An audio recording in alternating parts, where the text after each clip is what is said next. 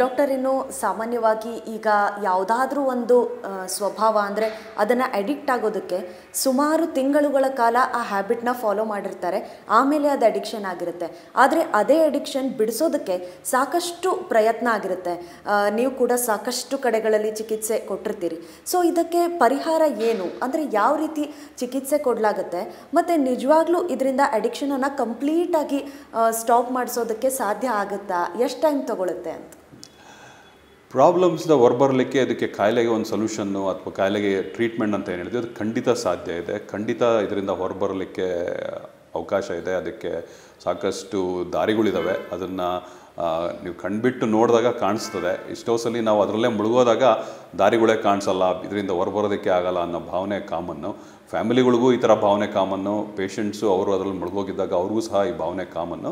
But ಯಾವಾಗ ನಾವು ಇದನ್ನು ಅಡ್ರೆಸ್ ಮಾಡಬೇಕು ಅಂತ ಮನಸ್ಸು ಮಾಡಿ ನಾವು ಕಣ್ಬಿಟ್ಟು ನೋಡಿದ್ರೆ ಖಂಡಿತ ಅಲ್ಲಿ ದಾರಿಗಳು ಕಾಣಿಸ್ತವೆ.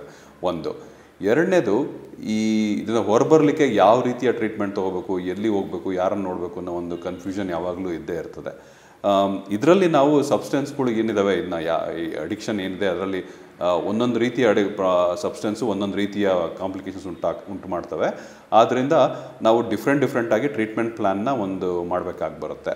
ಸೊ ಈ ಆಲ್ಕೋಹಾಲು ಪ್ಲಸ್ ಪ್ರಿಸ್ಕ್ರಿಪ್ಷನ್ ಮೆಡಿಕೇಷನ್ಸು ಇದ್ರ ಮೇಲೆ ಡಿಪೆಂಡೆನ್ಸಿ ಇದ್ದರೆ ಅವುಗಳ ಒಂದು ಟ್ರೀಟ್ಮೆಂಟ್ ಲೈನ್ ಸ್ವಲ್ಪ ಬೇರೆ ಇರುತ್ತೆ. ಅದು ಬಿಟ್ಟು ಇವಾಗ ಈ ವೀಡ್, ಗಾಂಜಾ, ಕ್ಯಾನಬಿಸ್ ಅಂತ ಏನು ಹೇಳೋದು ಅದು ಬಿಟ್ಟರೆ ಬೇರೆ ಸ್ಟಿಮ್ಯುಲೆಂಟ್ಸ್ ಆ್ಯಂಡ್ ಡ್ರಗ್ಸ್ ಅಂತ ಹೇಳ್ತೀವಿ, ಕೋಕೇನ್ ಅಂತ ಇರ್ಬೋದು ಅಥವಾ LSD ಅಂತ ಇರ್ಬೋದು, ಅವುಗಳಿಗೆ ಸಂಬಂಧಪಟ್ಟಂತೆ ಟ್ರೀಟ್ಮೆಂಟ್ ಕೊಡಬೇಕು ಅಂದರೆ ಸ್ವಲ್ಪ ಡಿಫ್ರೆಂಟ್ ಲೈನ್ ಟ್ರೀಟ್ಮೆಂಟ್ನ ಫಾಲೋ ಮಾಡ್ತೀವಿ.